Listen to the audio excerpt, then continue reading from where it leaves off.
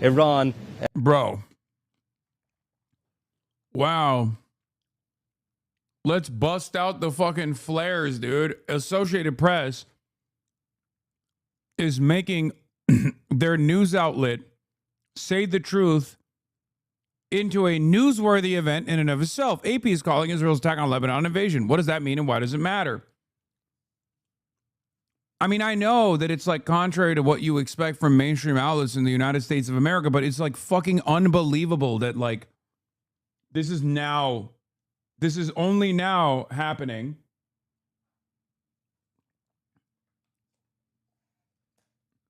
It's just so fucking annoying.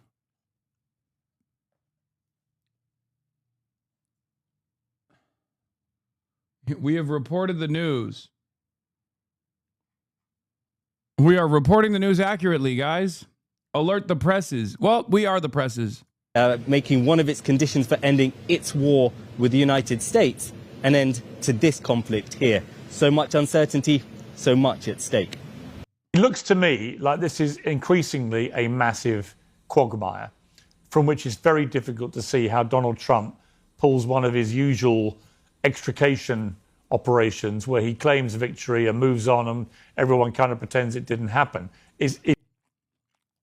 What's a quagmire?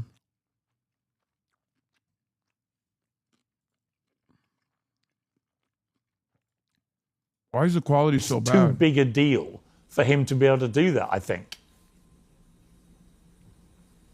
Yeah. So I have a solution to this, but first let me wade through all the lies that have been said. So if you notice, before the war, people like Ben Ferguson were saying, oh, we're not necessarily going to attack. Donald Trump's a peace president. He's not going to attack. He's not going to put in ground troops. That's not what I said ever. Yeah. I never said it. Go find a video. Go look at YouTube. Listen to any one of my shows. I never said that. So not one damn time. Piers, this is why I shout. Wait, so you're saying you never said Donald Trump was a peace president? So you were critical of Donald Trump saying he's a peace president? Because like if you're pro-Trump and Trump said he's a peace president, then it makes perfect sense to claim that you're also saying it. Oh, I never said Trump's a peace president. He's a war president. Bitch, if you're pro-Trump, then yeah, you were saying Trump is a peace president. That's it. On your program, because every time I start talking, some Israel first son of a bitch comes in and starts talking over me. Hey, you made America all your first, Israeli right talking there, points American already. Flag, bro. Be There's quiet. Right oh, there. yeah, my ass. Yeah. Okay, Cenk, see, here it goes again. Cenk, so then here's the other lie. Cenk, for 50 minutes, you've managed to stay relatively calm. Don't blow it now. Yeah, okay, but that's what Israel First does. They just jabber, jabber, jabber. Anyway, so here we go. So then Ben said, and all the Israel First clowns said, oh, we're doing this for the Iranian protesters. And once we start bombing them and murdering them, they're going to love us. And now he's saying, well, of course the protesters can't come out in the streets. We're bombing them. We're bombing them. That's what we said. All right. Yeah, all right, here we go. Will you shut the fuck up? Will you shut up? If you're putting words in my mouth that I never said, Israeli talking points. Be quiet. I'll never be quiet when you put lies into my mouth of things I never said. I know, that's why we have to shout on this show, because these assholes won't shut the fuck up. Like, all right, just to be clear, I think there are actually less chances of Ben Ferguson shutting the fuck up than there are of the Bob Pope analogy I gave earlier. So why don't we just assume both of you can be equally garrulous? Cenk, finish your point. No, I haven't interrupted him once. Okay, so, look, guys, we're ignoring the 800-pound gorilla in the room. For example, if somebody was to come in here and they were going to listen to this discussion or debate, but we told them ahead of time, hey, these guys are all clean and honest, then they'd listen to it and try to figure out what's happening. If we told them ahead of time, someone gave them $100 million to all say the same thing, we'd go, well, then we're a little bit more skeptical, to say the least. So that is what's happening with our politicians. Israel has given Congress $100 million. They've given Donald Trump $337 million.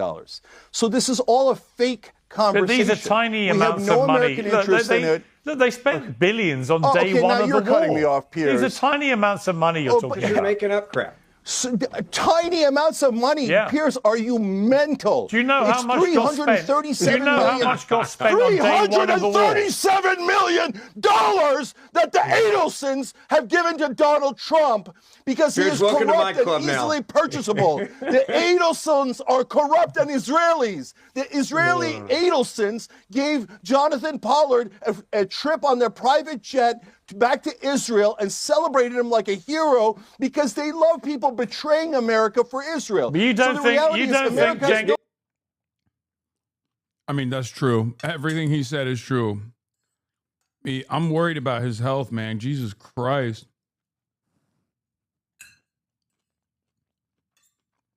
Let's be real. Unc, on this issue, is very good. And this is an issue where he used to scold me all the time, if you remember.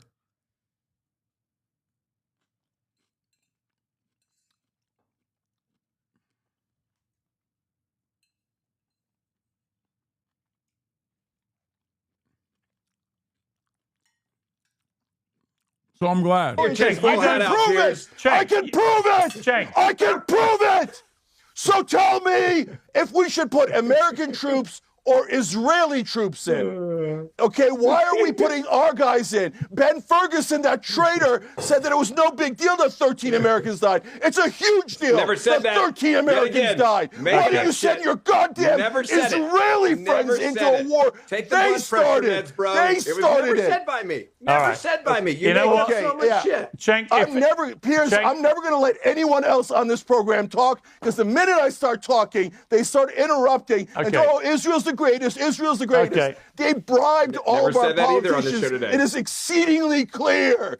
So stop working for Israel, you corrupt. I mean, he's right. But these kinds of shows, I mean, I love when he pops off. But on these kinds of shows, you gotta like trigger them instead. You know what I mean? That's why when I was like, you're turning red, Vinny, that turned into a clip, right? Or even if you pop off, you got to have like a small pop off. You can't have like a consistent pop off. You know, you let the cortisol spike. I'm with you. I'm just saying. Sons of bitches. Okay. Work for America. Here's your solution. Here's your solution, and it's super simple. We get the fuck out of there. Okay. We have zero interest in there. None. So let Israel. And now you know why Trump had to do what he had to do. He's got to deal with people like put in this. the ground troops. You put in the ground troops. Ben Ferguson, answer this question. Should we be sending Israeli ground troops or American ground troops? I think there's no major ground troop movements because the president's made it clear we're not invading the country. If you listen to what he said, you would already know that, not have to ask that question. If we put in ground troops, now that's another lie. He'll come back and say, oh, I always said we were going to put in ground troops. You know what? Okay, look, I'm going to call an end to this. Cenk, American or Israeli? The truth is... American or Israeli? Which ground troops? Cenk, calm down. The truth is the American military has sent several thousand Marines into the area. They'll take a few more days to get there. And as we know, when there was a massive build-up before the war started, there must be a high likelihood they may get deployed. Otherwise, why would you send them? And it may be that Trump calculates that to get to, say, the enriched uranium, he may have to use some ground forces. I hope it doesn't come to that. I think it would be a disaster, but we shall see. So why not Israeli ground forces? But we shall see. You know, think about why not Israeli ground forces? Yeah, and Israeli ground forces. Why is that not even being discussed in Washington? It's so funny. Yeah, Trump calculates is a hilarious statement. Trump does not calculate. Trump is not even literate.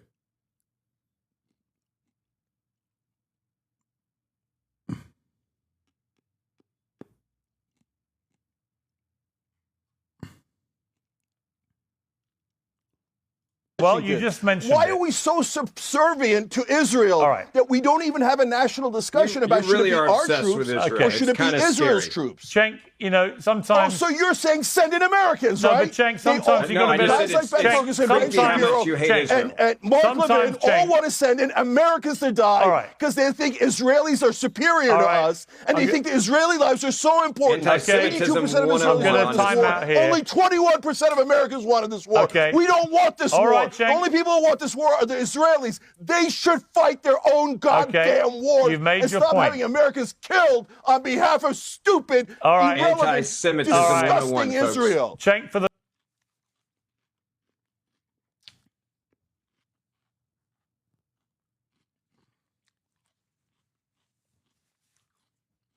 Pop off, Unc. He right. Mom, if we've met our military. Did you watch the response to this video by Pierce and Jank? They mention you as well.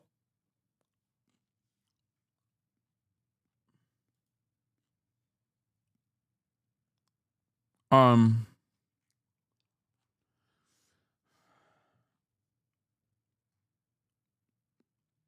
should derail by bringing up how Israel's got nuclear weapons.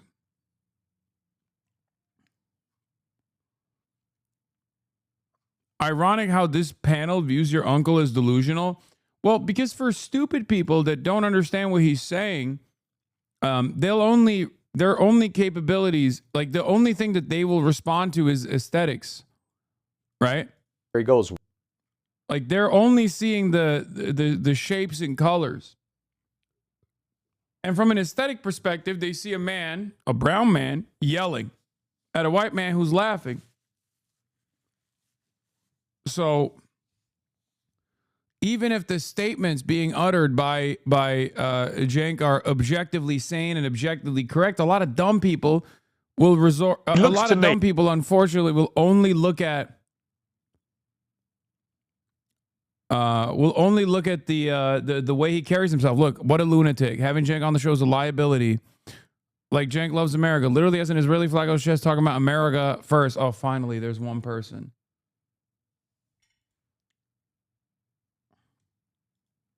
Caroline left. Ben Shapiro praises Trump for launching the Iran war against the will of the American people. You elect leaders to do the right thing, even when the public isn't necessarily in favor of it. Yeah, I mean, he's Israel first, right?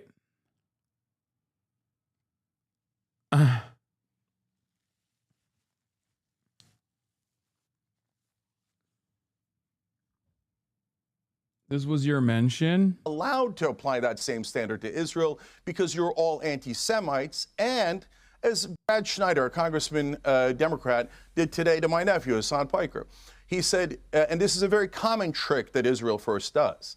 Okay, Hassan said things he claims that are anti-Semitic. That's not at all true, but he says it. He says that's why Abdul El-Said, a Democrat running for office in Michigan, is not allowed to campaign with him, is not allowed to support him. Why do they do that? Isolate Israel's critics and try to pretend that they're toxic and eliminate them from the national conversation so that no one can criticize Israel. This is a game that they've done to average Americans, to people in the media, even more. You don't like going on Piers? Yeah, because, I mean, I really appreciated the space that he gave to the pro-Palestinian side, even if it was for like self-invested reasons. But in the beginning, right after October 7, I was willing to go anywhere and everywhere I can where I could like say the truth, right? Any platform that I could go on to say the truth, I would go on. And if you remember, I would go on those shows and I would just like slam as many points about what was going on the ground as I possibly could, as fast as I could, right? But after a certain point, it's just blood sports and it felt like a little insincere. It felt like a spectacle. And I didn't want to do a spectacle over an issue as serious as the genocide in Gaza. Every now and then I would go on it, but a part of the reason why I just didn't want to do it is because I feel the same anger and resentment that Jank does. It's perfectly valid to feel that way. And I just don't want to fucking have a conversation with a dickhead who is going to just sit there and lie his fucking face off. I'm sure they'll still take you once every blue moon. Oh no, Pierce's team is they're fans. They're HasanAbi heads. They ask me all the time. I think they have stopped as of late because I just like said no like a million times over. But there was a point in time when they would ask literally like every single day. They'd be like, we're talking about this. Would you like to come on? We're talking about this. Would you like to come on? He put a literal clown who aped your side for clout before you to undermine the entire platform. I don't know what you mean by that, but vehemently into people in politics so that you eliminate all of Israel's enemies and critics and opponents. And then where's the moral outrage? The moral outrage should be towards this genocide in Gaza where 72,000 people at a bare minimum have been killed. Over 20,000 children at a bare minimum have been killed. But we're not talking about the slaughter of 20,000 children. Instead, we're talking about, should we condemn the people criticizing the genocide? Should we condemn the people criticizing Israel starting 7 wars, dragging us into a war? No, all of this is a defense of not Jewish people, but of Israel. And the reality is, both me and, by the way, wonderful Jewish Americans like Dave Smith, Glenn Greenwald, Ben Cohen, Jeff Cohen, Robert Greenwald, I can go on and on for hours. So many young Jewish Americans are actually doing something wonderful, which is they're fighting for peace, they're being principled, and they're on the right side, and they're standing up for America, and they're us. So I say that all the time, but they actually think that the bigger problem is people like us who are not anti-Semitic. Because it's easy to say, oh, Nick Fuentes, no one should talk to him because he's clearly anti-Semitic, and all the other charges, right? The problem for them is when they can't show that we're anti-Semitic. So then they take our criticism of Israel and they set up all these landmines, propaganda landmines with tropes. So here, I'll give you an example. So blood libel. Now, blood libel is a terrible anti-Semitic trope from the 18th and 19th century, made up about Jewish people drinking the blood of babies. That's crazy talk, right? But when we criticize Israel actually killing 20,000 children, they say, oh, that's blood libel. But wait a minute, that doesn't have anything to do with blood libel. Nobody's talking about drinking the blood of babies or anything like that. Oh, you're using it in a very callous and disgusting and immoral way to shield the government of Israel from criticism and thereby endangering Jewish people, because when you actually go to criticize Israel, they go, no, all Jews stand for genocide. That's not true. That's actually a more anti-Semitic statement. So all of this is propaganda in order to protect Israel. Okay, let me play it. This is a clip from what Douglas Murray, has been one of your biggest critics, what he said on this show, actually, back in December 2023 about you. You only really get animated if the Jews are involved. And I can tell that for the following reason. I mean, your surname's Uyghur, isn't it? 1 million Uyghur Muslims. Oh my fucking God, Douglas Murray. See, this is what I mean. I would not be able to hold my, I would not be able to remain calm in front of Douglas Murray. I would not be able to hold my composure. I would not be able to remain calm. I would lose my fucking mind. I'd be like, you're literally a Nazi. You wrote numerous articles in defense of nationalism. You said that the previous attempts of of Hitlerian nationalism should not ruin the modern attempts of nationalism in the UK.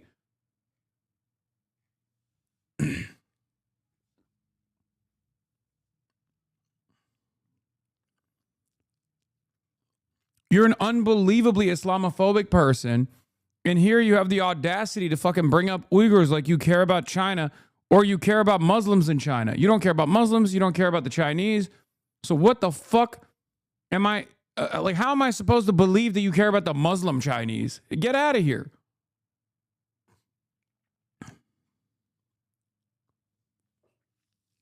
I've already given you guys the talking point for the Uyghur distinction, right? That's it. If Benjamin Netanyahu tomorrow conducted himself in the same way that the Chinese Uyghur policy, which I consider to be unjustifiable, but you don't. But if Benjamin Netanyahu applied the same policy, the Chinese policy on Uyghurs to the Palestinians, Douglas Murray would be running around talking about how fucking woke Benjamin Netanyahu is. It's unbelievable. And that's also an idiotic conversation anyway, because we're American. We can't stop whatever the Chinese government is trying to do in terms of dealing with separatists or whatever. But we can't stop Israel, because Israel's doing this with our weapons. Israel's doing this with our tax dollars.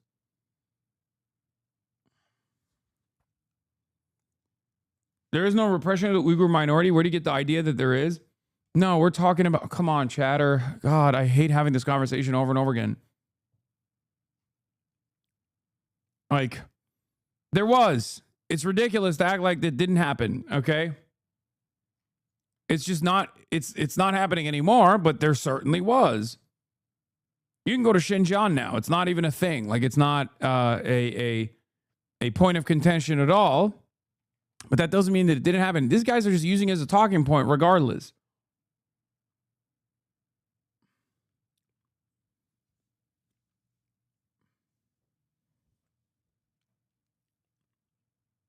Can you imagine the guy trying to justify a genocide? Like bombing. Bombing entire areas where people live.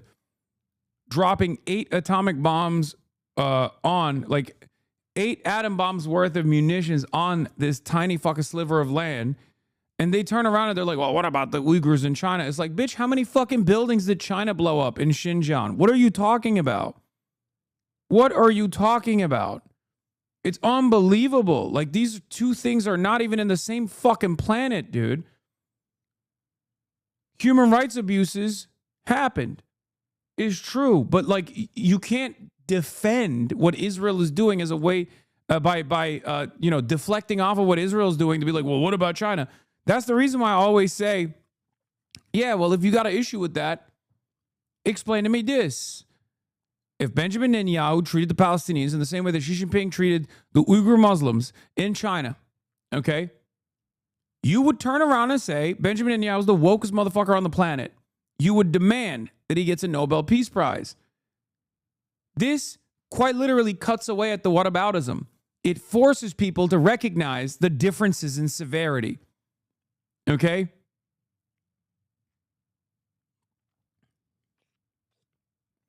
I can't believe you're labeling China's known and unknown human rights violations as it happens. Wait, what? Man, shut your bitch ass up.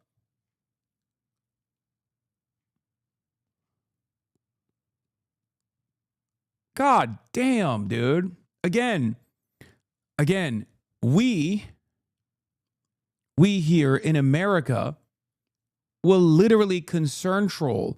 We here in America love to act as though we are not doing anything, right? That we've never actually engaged in an act of severe human rights violations, and our enemies are always doing them. Our enemies are doing them. It's something that our enemies do. It's unbelievable. Between China as the Chinese state and the United States of America, since the inception, like, let's look at the last 30 years. Who do you think has been more of a violent burden around the world? Who has killed more people around the world?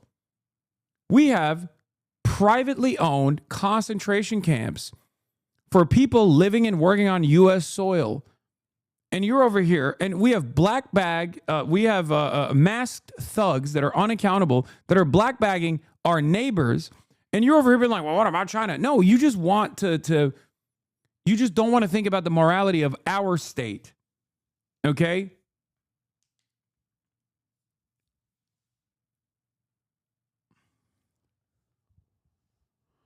Oh.